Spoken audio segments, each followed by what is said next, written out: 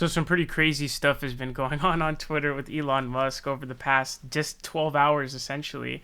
And so he had actually pushed this crazy new, Twitter had created this new policy that you couldn't link out to other platforms. So if you wanted to go on Twitter and promote your Instagram by saying, hey, go follow me on Instagram, your tweet would be taken down and you would be punished. Your account could be suspended, etc. And you also couldn't have link trees in your bio, which is like what creators use to basically have all of their links in one area. Obviously, creators, rely on this to be able to make their living and actually have, their careers going on.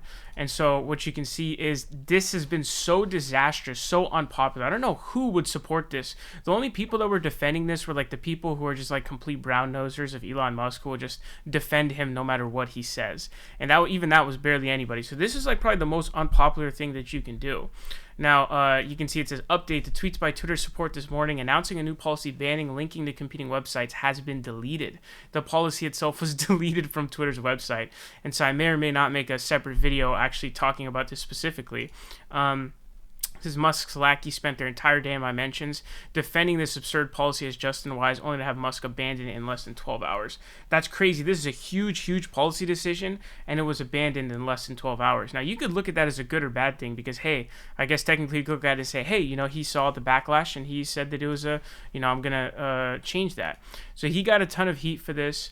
And so he sent out a tweet at 3:20 p.m. It's right now 9:54.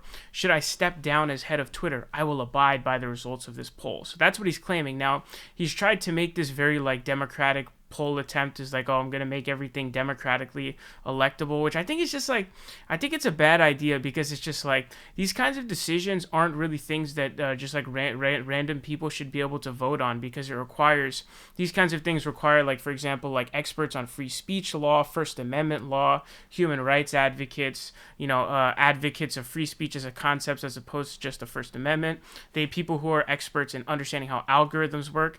I don't know almost any of that kind of stuff. You know what I mean? So this thing needs to be voted on by people who are like actually, experts. You need to take experts in all of those fields, take multiple of them, and then try to aggregate the best that you can and make a decision based on that. Not supposed to be random people like you who are watching this video and have no clue about like First Amendment case law or like how algorithms work or, like any of that stuff, right?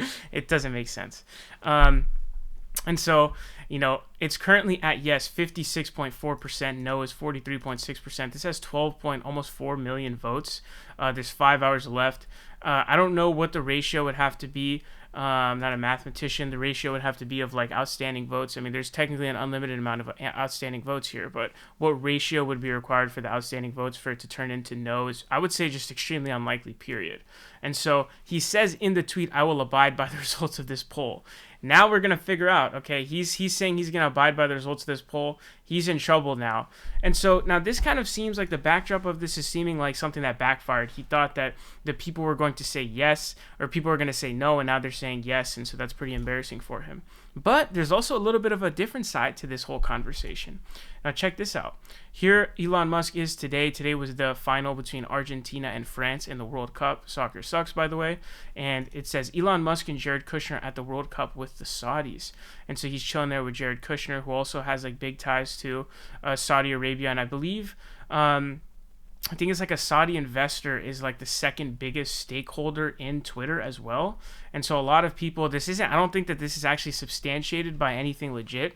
So this is just pure speculation. So I have to preface it with that. But people are saying that he's already decided, because I think he had to borrow money to be able to purchase Twitter. And so I guess that they are trusting him as the CEO. And then I guess he's supposedly, the idea is, oh, he's picked Jared Kushner already, or he has it already picked out. But again, that's not clear. And he actually says this here. He sent out a tweet later on. He says, as the saying goes, be careful what you wish, as you might get it. And so what you can see is a lot of people are claiming that it's the Jared Kushner thing. You just see from the tweets over here. But you see Elon with the future CEO of Twitter, a bunch of people like that. This guy says, yep, he already has the new CEO picked out. Elon will retire to being chairman of the board in Twitter. He says, no one wants the job who can actually keep Twitter alive. There is no successor. So I guess he's trying to create like a narcissism complex. I think a god complex. You can see Elon Musk is like very, very heavily in this narcissism complex. And I guess to play devil's advocate, it's hard not to be when you were like the richest man in the world. Like I guess it is kind of tough not to. Like you really have to fight it. But I think you can still do it though. You can still be humble and be the richest man, I think. But he's obviously not that. He has a god complex, kind of like Kanye, right? And like even like Ronaldo now, you can see with his craziness. But there's two competing narratives that I'm seeing. One of them is, hey, he put this up and it backfired on him. He thought it was going to be a resounding no, or at least a solid no.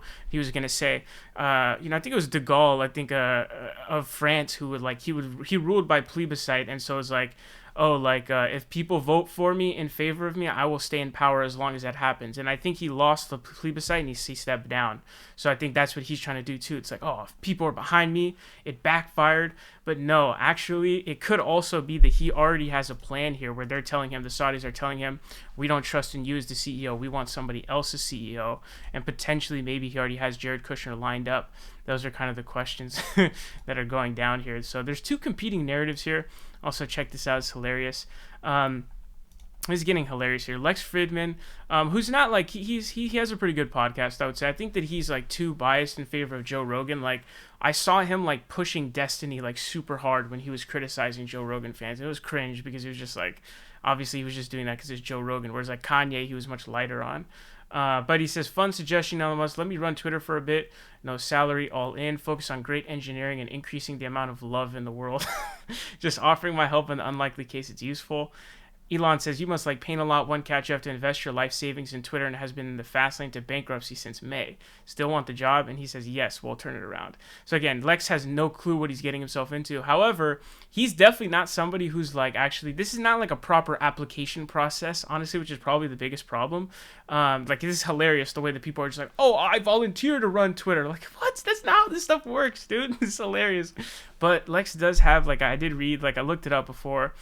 He does have a PhD in like computer engineering and computer science. However, that doesn't mean that he's somebody who has the expertise to run Twitter. Twitter is a very specific thing where you have to have like, it's more so knowledge of algorithms. I think computer engineering is more about hardware and software of like, I think more so hardware of like actual computer parts. And so even that is not actually the proper expertise for it. But you'd also have to know about like, again, like First Amendment case law, blah, blah, blah, stuff like that.